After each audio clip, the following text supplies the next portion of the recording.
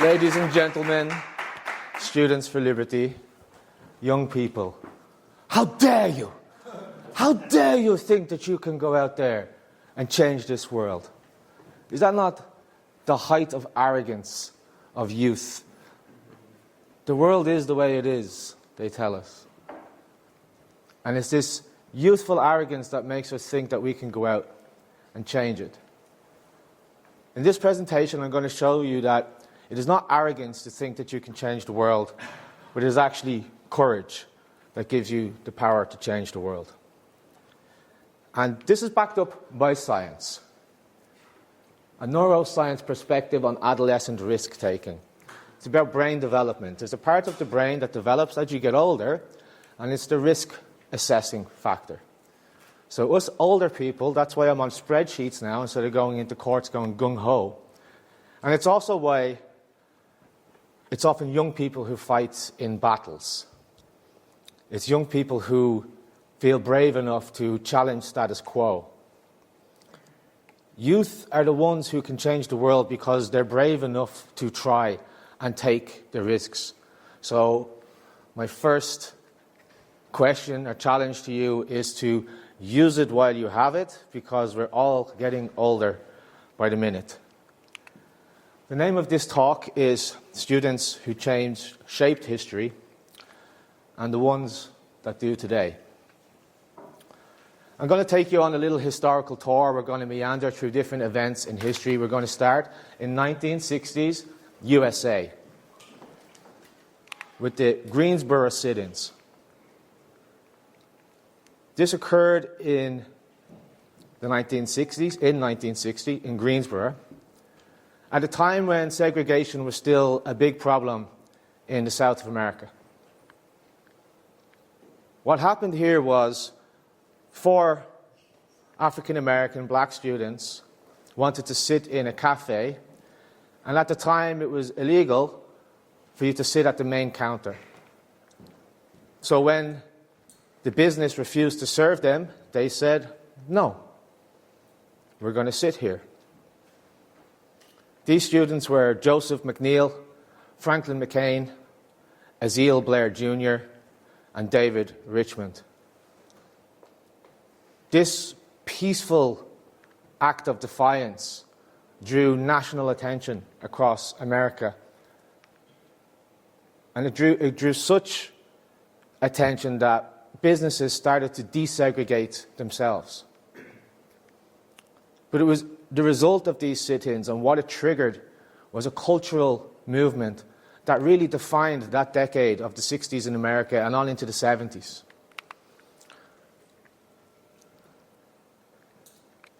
It inspired student activism in many different fields. And this is the era that we're talking about, the civil rights movement. Eventually, Martin Luther King comes on the scene here. But what we often forget is that it was students who had the bravery to say no to the system, to defy it, that led to this massive cultural change that eventually led to the ending of the draft. It eventually led to massive protests against the Vietnam War, and America lost that war. Analysts will say that they lost the war because of the demoralization in America. They couldn't get people behind it anymore because students said no. At this time, there was the formation of the Student Nonviolent Coordinating Committee, and they organized voter registration drives, protests, sit-ins, freedom rides, pretty much the foundation of what we consider the civil rights movement today. And it didn't just have a political impact, it also had a cultural impact. These are veterans protesting the military draft and the war in Vietnam, saying, we will not die in another rich man's war. It's led to what we call now like the hippie movement, this idea of flower power, the idea that something as simple as a flower could be a symbol against tyranny, could be a weapon against authoritarianism.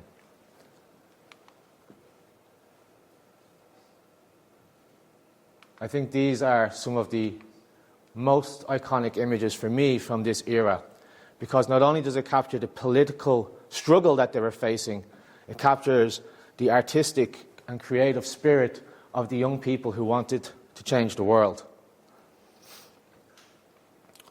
Now I'm going to take you back a little bit more. We're now here in Germany during the Third Reich in the 1940s. I guess I don't need to go into a lot of detail about what was happening here. Does anybody know who this group is?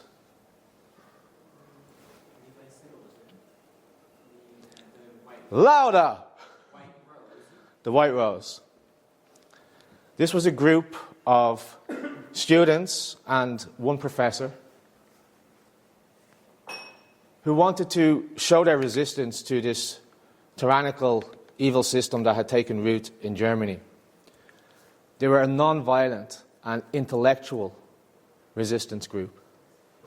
Their names were Sophie Scholl, her brother Hans Scholl, Christoph Probst, Alexander Schmarl, Willy Graf, and their professor Kurt Huber. They took their name from a book written by a Spanish author called La Rosa Blanca, which was about purity and innocence even in the face of death. They demonstrated that resistance can be intellectual. And they used leaflets to spread graffiti and spread their message of dissent against Nazism at risk to their own lives. This is Sophie Scholl. Oops. There she is, and her brother and their friend. And she is a character that just has a very special place in my heart, a historical character. Yes, they were all significant, this group, this White Rose, but she is something special about her passion and the way that she wrote. And she was the one who actually wrote these leaflets that were distributed. They were found distributing these leaflets on campus. They were reported to the Gestapo. And Sophie and her brother and their friend Christoph were tried in a kind of people's court, spontaneous kangaroo court, we would call it. And within 24 hours of being caught, they would be killed by having their heads removed from their body by guillotine. Let's have a look at what they were saying. She said, "Remember that every people deserves the government that is prepared to tolerate." She said, "Now we are approaching the end. Now everything depends on finding one another again. On one person enlightening the next, always reflecting and never resting until every last person is convinced of the dire necessity of fighting against this system." She said, "We will not be silent. We are your bad conscience. The White Rose will never leave you in peace. And when you have decided, then act." She said, "It is the duty of each and every one of us to fight for our future, our freedom and honor in a political system conscious of its own moral responsibility." When they were arrested,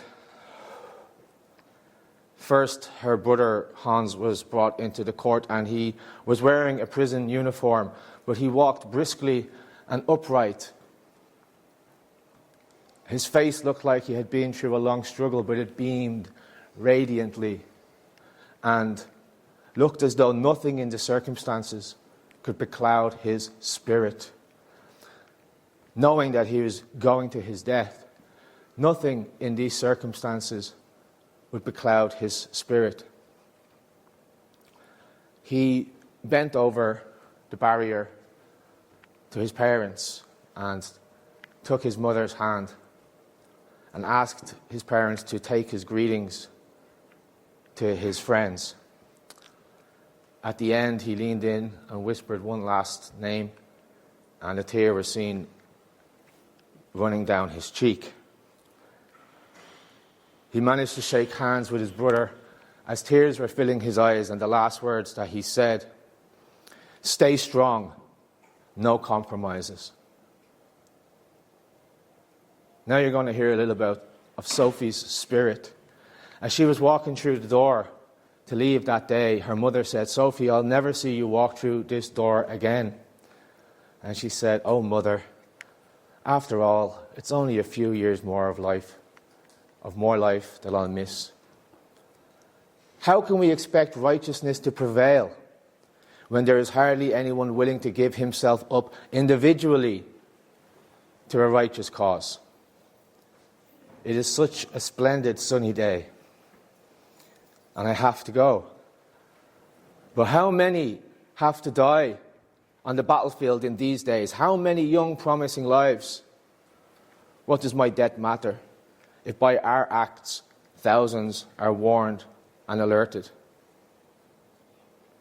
Years later, when it was safe to do so, the prison guard who had dealt with them reflected on his experience, and he said they bore themselves with marvelous bravery. The whole prison was impressed by them. Before their heads were removed from their bodies, the prison guards allowed these three friends to have one last cigarette. The third friend, who I haven't put up here, is Christoph Probst. The prison guard said, "We wanted to let them have a cigarette together before the end. It was just a few minutes that they had, but I believe that it meant a great deal to them."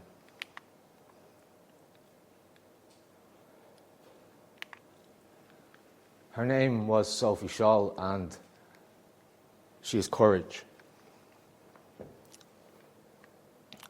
We're still in the 1940s now, and we're in Bosnia and Herzegovina. To my Balkan friends, do you know who this person is?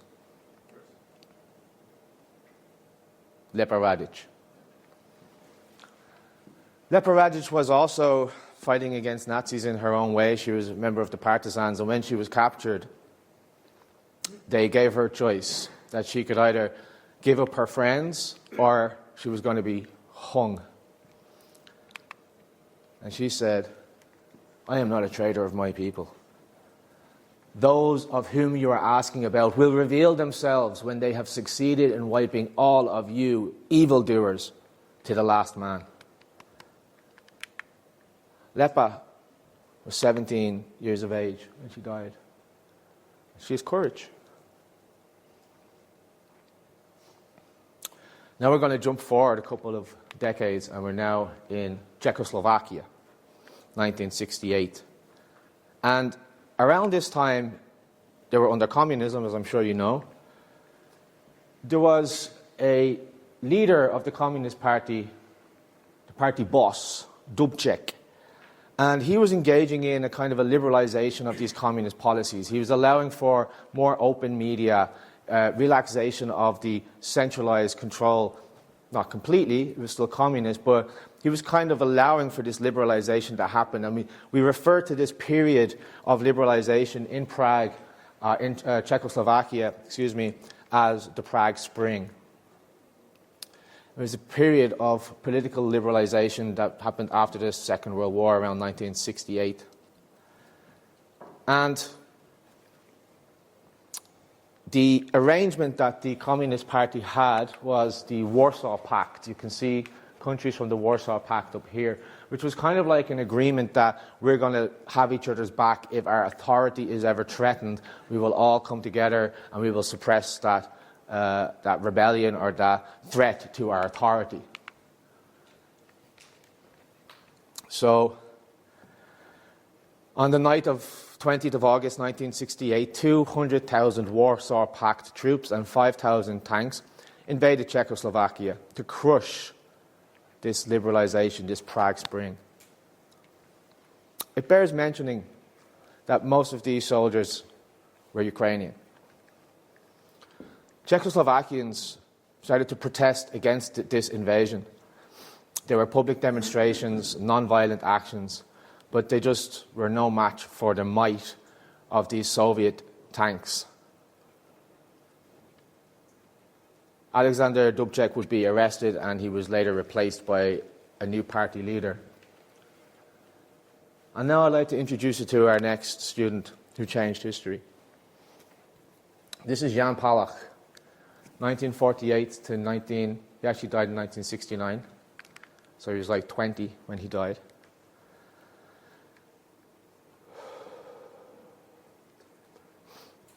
Out of sheer frustration, his act of defiance was to self-immolate. Immolate means to set on fire. He set himself on fire. He went into Wenceslav Square, and if any of you have been to Prague in Czech Republic, you know this is the main square. He went to the top of the street. He poured gasoline on himself. He set himself on fire and started to walk ablaze. When he got to the hospital, he said to the nurses, "I do not want to commit suicide.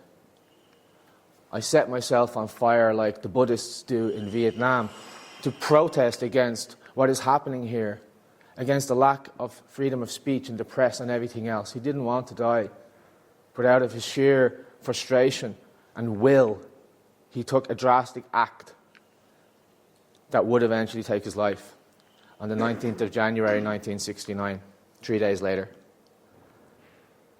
They found a note close to where this had happened. He left a bag, and they found a note in his bag. And he said, "Since our peoples are on the verge of despair and resignation, we have decided to express our protest and to arouse people's conscience. Our group is made up of volunteers ready to immolate themselves for our cause." He said, "Since I have had the honor of drawing number one, I am entitled to write the first letter and to be the first human torch."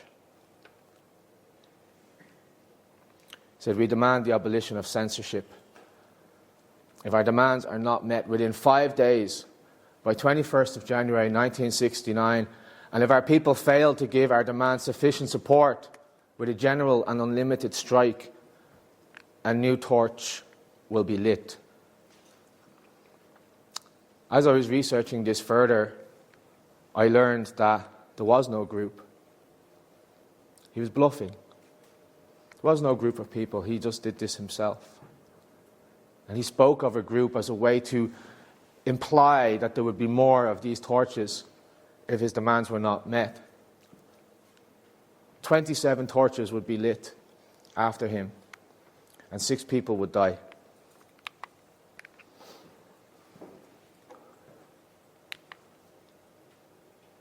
That's a level of bravery that I can't even imagine.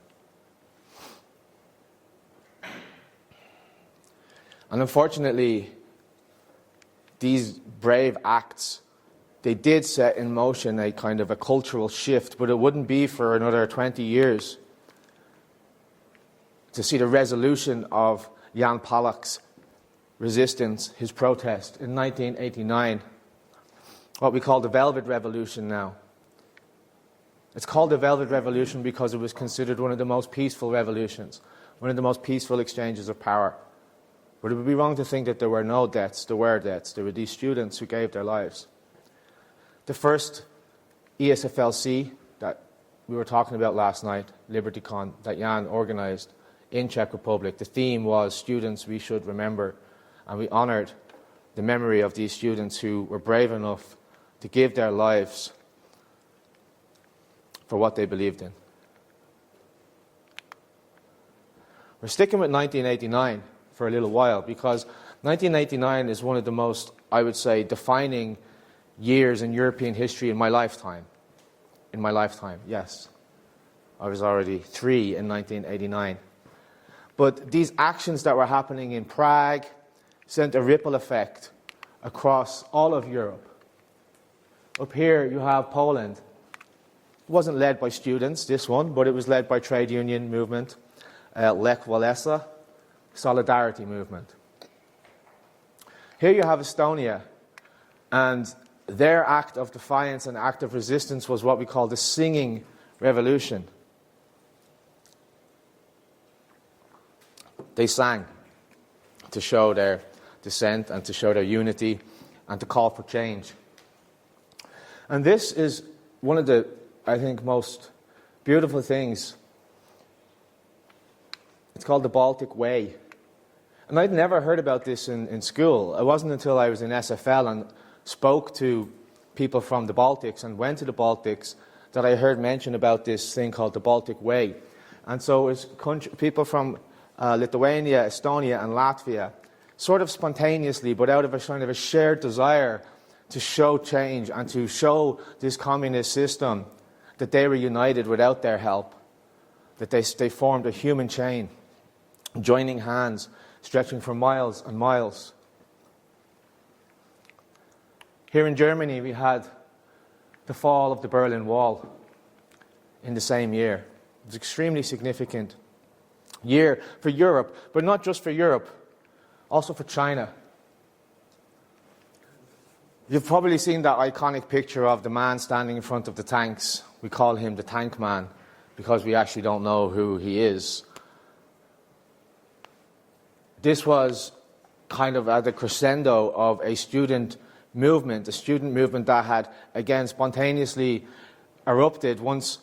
There was a liberator in the Chinese Communist Party who the young people really liked because he was into having more liberal policies. And he was eventually ousted by the Communist Party, and when he died, the Communist Party didn't acknowledge his death. They didn't make any statement or anything like that. So students started to, mourn him and have go to his funeral. And while they were there, they started to talk to each other and they started to mobilize. And his funeral turned into political meetings. We don't know who this man is, but imagine one day you found out that this is your father.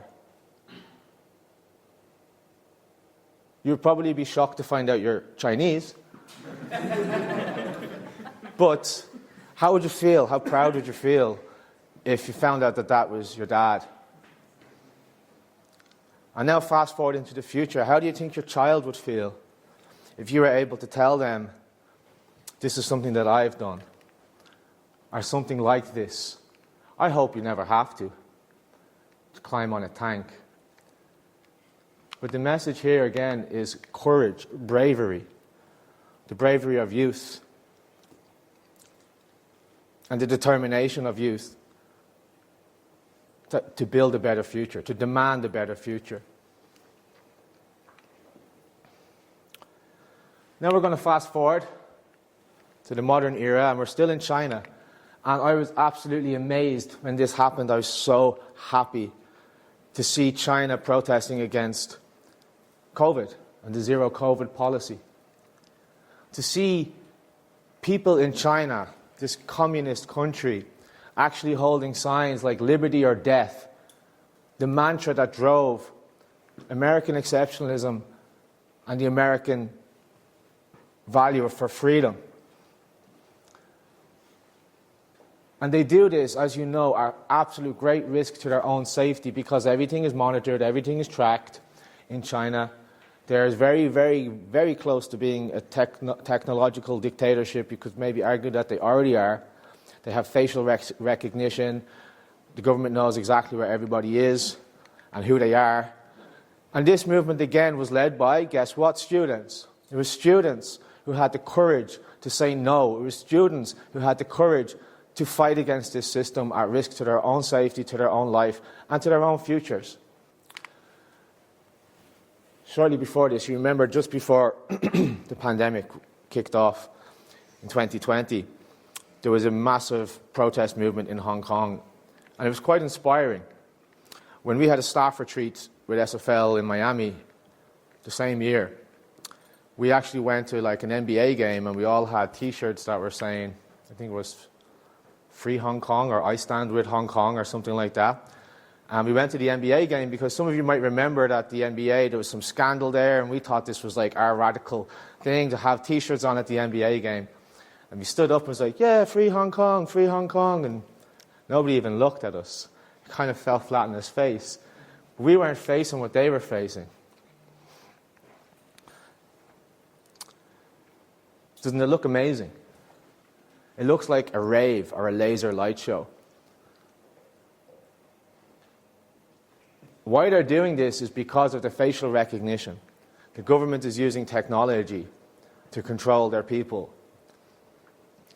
And as a response to that, they take out lasers, go woo, onto the camera, and they stop the cameras from being able to do facial recognition. And so then the government started to spray them with water cannons.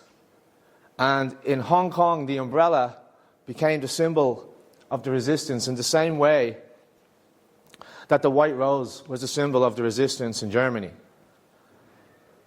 When now the government started to spray them with water, they had practiced to do these kind of shield walls. Think back centuries ago when battles were taking place and who was fighting? It was the youth. And they would make these shield walls. So when the government opened fire with the water cannon, they'd pop their umbrellas open, they'd make a dome, they'd coordinate together, and the umbrella became a symbol of the resistance. The reason why they're wearing these masks, partly because of the facial recognition, but also because of the tear gas that was being used on the protesters. This is courage.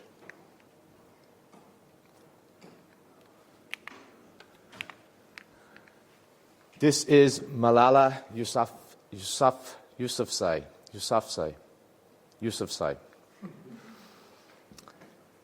She was a Pakistani student, and she became a global advocate and a symbol for girls' education. After she survived an assassination attempt, she was shot by the Taliban for what? For going to school. She still managed to graduate, so no more excuses when you don't want to do your homework. And she's very different from the first student we looked at who gets up on the stage and says, "How dare you?" and just wants to leave school. She said, "We realize the importance of our voices only when they are silenced." She said, one child, one teacher, one book, one pen can change the world. And she said, "I think realizing that you're not alone. You are not alone. Realizing that you are not alone, that you are standing with millions of your sisters around the world is vital. And when the whole world is silent, even one voice can become powerful." She's courage. Now I want to take you on a little short journey about some of the things that have been happening recently worldwide. A few years ago, this was a campaign that we ran in SFL, What's Happening in Nigeria? And I'm very honoured to have my colleague and friend Mayowa here at this event. He was telling me what it's actually like to live there.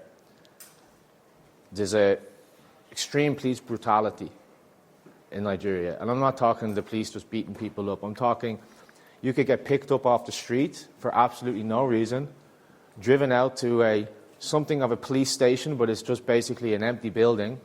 You'll put a gun on the table, and they'll say, "You're giving us money or you're getting shot," and they mean it. That's the type of police brutality I'm talking about. Absolute corruption.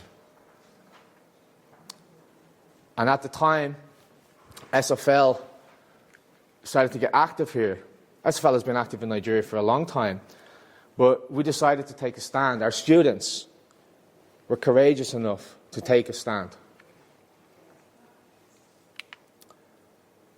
And here they are.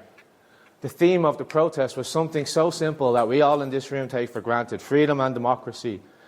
They didn't go anti-police brutality, end the state, because that would probably end their lives. And Mayowa explained to me that it wouldn't be impossible, and it has happened that when these protests sometimes take place, they will open fire on the people. They will kill them, and nothing will ever be done about it. And here you see our brave, courageous African Students for Liberty out on the streets, and we got picked up by so much media at this protest. Here you can see a reference to Meoa, member of Students for Liberty, who was at the protest in Ibadan, who told CNN that young people are tired of Buhari's administration.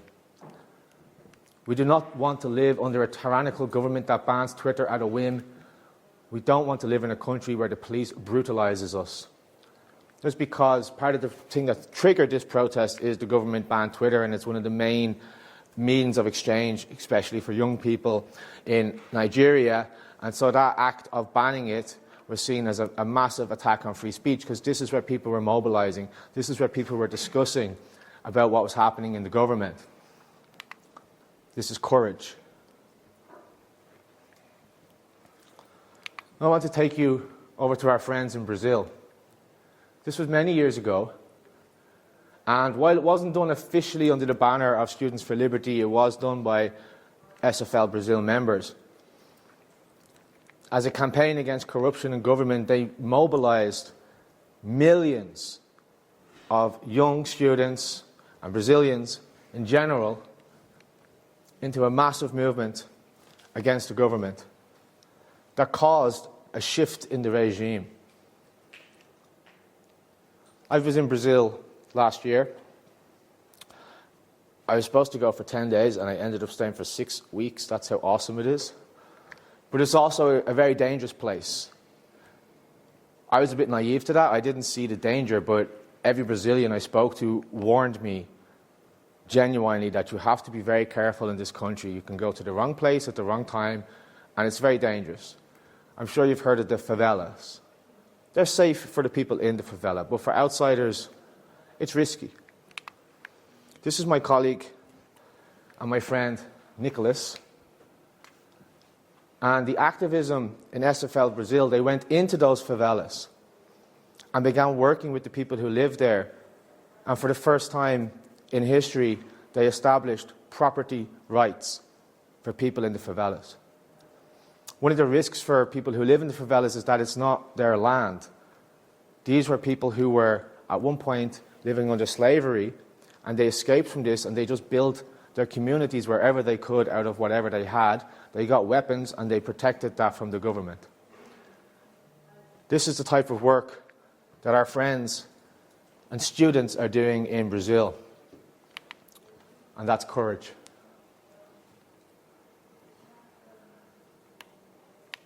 Could you believe that we have a presence in Afghanistan? This is going back a few years now. This is before the Taliban took back control in the country. And this is the first ever SFL conference that took place in Afghanistan, and it was delayed by several hours because a suicide bomb had just gone off in the area recently. That day. But did they let that stop them? Did they cancel the conference? No. They just waited till it was safe, and they did it anyway. They had the courage, they had the bravery to do it anyway. At the time when the Taliban went back in, I was working for the task force, the Liberty Opportunity Task Force in SFL. And all of a sudden, me, this Irish guy, who's never worked in this kind of crisis management before, is watching the news, seeing what's happening, horrific how it was handled. And I'm getting messages from our Afghani students, help, help, help, get us out of here. That was extremely hard because we were very limited in what we could do. What could we do? Not much. Write them a letter. Yeah, you were SFL, like, to try and get a visa or something like that. And at one point we got a message saying social media is chaotic in Afghanistan and a lot of things are happening in the shadows and go unreported.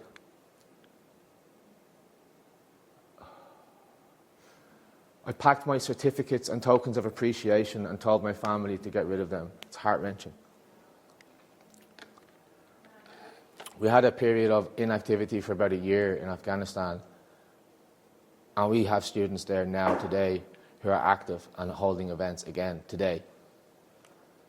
This is courage.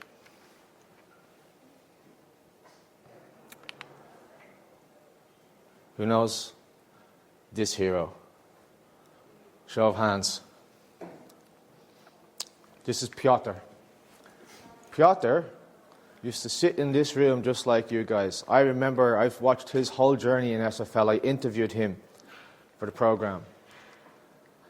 And Piotr was always something like a little different about him. He's just one of those people you meet and you know you don't meet people like this all of the time.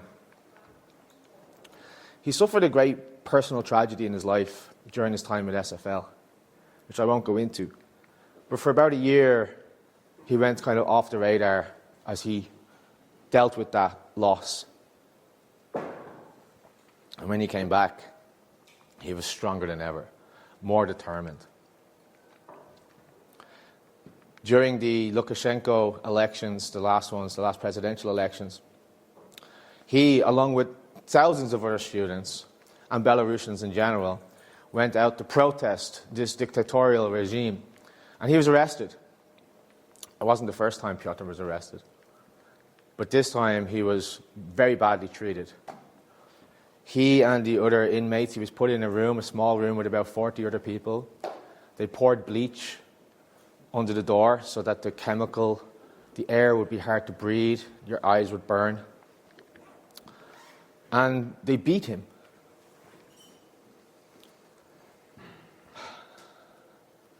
SFL mobilized.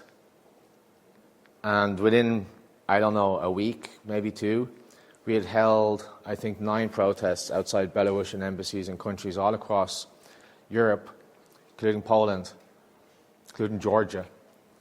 This one here is in Ukraine. You can see it was during the pandemic. We're still wearing the face masks. This is Anton Bondar, who's a young man that I met through Ukrainian Students for Liberty. And he's another one of the heroes who you guys haven't met yet, but he's another one of those brave, courageous students. And he and Piotr are very good friends now. We printed thousands of our Peace, Love, Liberty posters to distribute in Belarus, which had a QR code that had access to resources, materials, and information. And I made that poster for Piotr. I share this story with you. I often feel a bit, I don't want to be using Piotr's name like as a trope in a talk. He is a friend of mine. And I feel like I lean on Piotr's story quite a lot. Not that I wish you guys got into trouble like he did, but I wish we had hundreds of more examples of people like Piotr. He is definitely courage. Sticking with Ukraine now, it must have been, I would say 2017. It was my first time in Ukraine. This is one of the earliest iterations of Ukrainian Students for Freedom. And in this picture you'll see maybe a few familiar faces. That lanky guy at the back is me. This is Misha Lavrovsky. Yulia Kryl, Maria Chaplia, Anna Arunashvili, she's from Georgia. This was their first top leadership retreat. From then till now, I ended up spending a lot of time in Ukraine. First time I went there, if they had told me that you're going to live here, I would have laughed. Why would I end up in Ukraine? But I was invited to many of their events. I was invited to other of their top leadership retreats, and I was invited to speak at their conference one year, and that's when I met who I'm now married to, my wife. So if it wasn't for my friendships and my will and my want to support these young, brave students, my life would be entirely different right now. I want to zoom in on one of these characters, Misha Lavrovsky. Does anybody know who he is? Not as many people. He's an old-timer. He was in SFL even before I was. He's Ukrainian. This is when he was doing his internship at the Cato Institute. Very bright, nice young man, and we're still very close friends to this day. And I share this picture to show you something that maybe you can relate to. The ambition in his eyes. His love for academia, his love for the ideas, to learn about economics, to learn how to make the world a better place. He's holding the Human Freedom Index here. This is Misha today.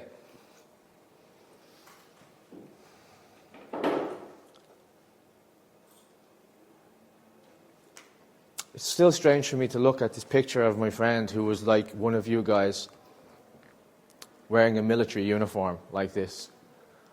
Thankfully, he's not on the front line. He is, but he's a driver, so he's only just transporting bodies around. That's all he's doing.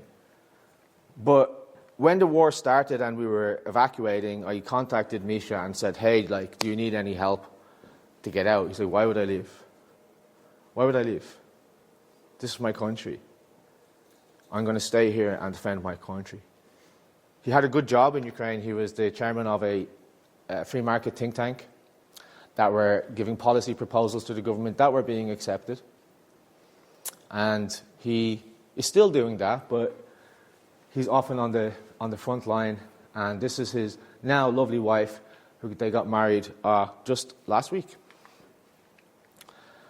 This is another example of courage. And I'm sharing this one with you specifically because Anne Piotr, I can't emphasize enough how much they are just like you, how much they were sitting in these rooms. Misha didn't do karaoke, that's not his style. Right? I needed a Piotr, actually. I even got karaoke in there, Lisa. But they were just like you guys, you know? They were sitting out here having smokes, talking, discussing ideas, projects, brainstorming. This is, I think, we're coming to the end now, ladies and gentlemen. This is Ukrainian Students for Freedom, or Ukraiński Studenty za Svobodu. And yes, they're not ESFL, but I'm sharing this to show you that we are part of a global movement of young, brave people just like you who are demanding a better future for themselves. They're not prepared to accept what they've been handed down. And they're willing to, at great risk to themselves, fight for and champion that better future. If you look down in the corner here, you'll see one of the guys wearing a military uniform. And once the war started, again, these women can leave, the guys can't leave. Can you imagine that? We've had events where we've invited Ukrainian Students for Freedom, but the boys can't come. They're kind of in an open-air prison in their country, and right now, in some areas of Ukraine, the boys are afraid to go outside because they're being kind of drafted. Ukrainian Students for Freedom stepped into gear, and their main work that they're doing now is humanitarian aid. They are setting up accommodation for soldiers coming back from the front line. They're helping the elderly. They kicked into gear and shifted to do what they thought was the best thing that they can do to make their country better and to hope for a better future. Their courage. So I shared this slide with you the other day. I'm going to share it again just to remind you, how do we change the world? Well, first we need ideas. We need to know why we're changing it and what we're changing. We need to know what we're building towards. But the ideas are just ideas without people who are willing to champion those ideas. So you have ideas, you have people. Next thing, you need action. And the world that we're facing at the moment and the type of actions that we will need to take involve this special ingredient that I've been talking about throughout this whole presentation: courage, bravery. And I would submit to you that young people are the best to do that. In the pre-training, I mentioned this concept. This is something that once I learned what this concept was, it really helped me to live in the moment and try to make the most of the time that I have. It's memento mori, which means remember you will die. I don't want to end this on a negative note, but this is a very liberating idea. If you look at some paintings or learn about medieval philosophers and so on, you will see that often a skull is symbolized in the art or in their studio or an hourglass, like these sand glasses. And this was to remind these great men and women that their time on this earth was short, and not to be complacent, not to be maybe lazy sometimes, or not to, get too comfortable in the privilege of the life that we have. It was used in ancient Rome when a general would come back from a great triumph, and they would march through the streets of Rome, and people would be throwing flowers, and they'd be cheering for them, probably the most adoration that they've had in their life. And somebody would stand behind him with the laurels behind his head and say, "Memento mori, memento mori. Remember, you are mortal." So memento mori is not just about living your life as best as you can. It's also about being humble in what we do.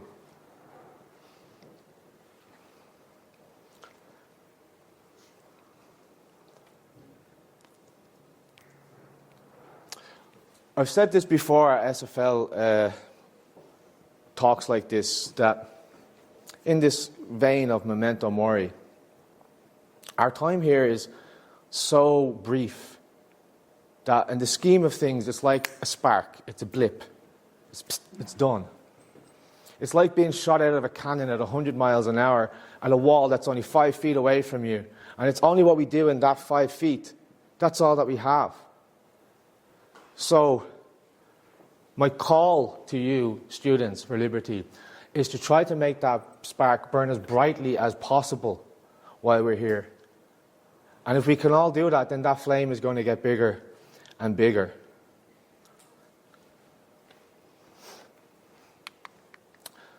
It is the responsibility and the privilege of the living generation, the current living generation, to determine what the future history book is going to say of today. You are shaping the history. That's a big burden to bear, but it's also quite liberating, and it can be fun as well.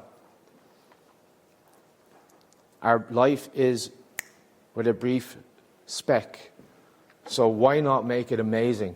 Why not live big? Why not live and laugh in the face of tyranny and say, "I'm going to do it anyway. I'm going to do it anyway." So let me end on a real long quote here. Any Lord of the Rings fans? Isn't Samwise Gamgee way cooler than Frodo? He's definitely the main champion of that story, right? Frodo gets all the credit. And this is a quote from the book. Samwise was talking to Frodo, and he said, "It's like in the great stories, Mr. Frodo, the ones that really mattered. Full of darkness and danger they were, and sometimes you didn't want to know the end, because how could the end be happy? How could the world go back to the way it was when so much bad had happened? But in the end, it's only a passing thing, this shadow. Even darkness must pass away. A new day will come, and when the sun shines, it will shine out the clearer." Those were the stories that stayed with you, that meant something, even if you were too small to understand. But I think, Mr. Frodo, I do understand now. I know now that folk in those stories had lots of chances of turning back, only they did not. They kept going because they were holding on to something, that there is some good in this world, Mr. Frodo, and it is worth fighting for. The last thing I have to say to you is just thank you for being who you are. Thank you for being students for liberty. And thank you for having the courage to know that you can change the world. Thank you.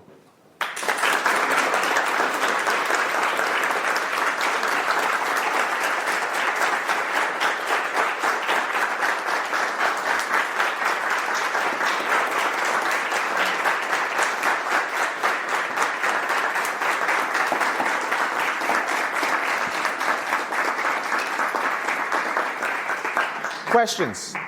No, I'm joking. Enjoy your coffee and cigarettes, guys. Thanks so much.